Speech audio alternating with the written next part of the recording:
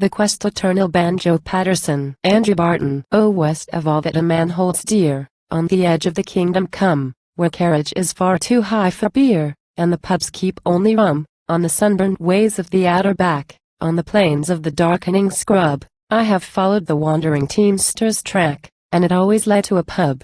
There's always in man some gift to show, some power he can command, and mine is the gift that I always know when a pub is close at hand. I can pick them out on the London streets, though most of their pubs are queer, such solid-looking and swell retreats, with never a sign of beer. In the march of the boys through Palestine, when the noontide fervor glowed, over the desert in thirsty line our sunburnt squadrons rode. They looked at the desert lone and drear, stone ridges and stunted scrub, and said, "Amperson quo. We should have had Ginger here, I bet he'd have found a pub." Amperson quo. We started out in the noonday heat on a trip that was fast and far. We took in one each side of the street to balance the blooming car, but then we started a long dry run on a road we did not know, in the blinding gleam of the noonday sun, with the dust as white as snow.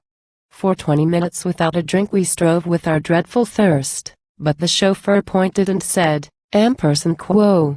I think, Amperson quo." I answered, "Amperson quo. I saw it first. Amperson quo."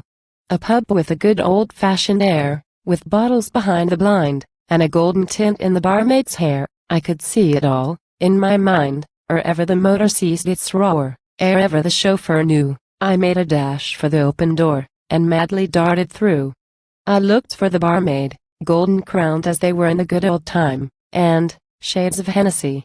What I found was a wowser selling in quo. Lime. Amperson quo. And the scoundrel said as he stopped to put on his lime-washed boots rub, "Amperson quo. The local option voted it shut, it ain't no longer a pub. Amperson quo." 'Twas then I rose to my greatest heights in dignified retreat. The greatest men in the world's great fights are those who are great in defeat. I shall think with pride till the day I die of my confidence sublime, for I looked the wowser straight in the eye, and asked for a pint of lime.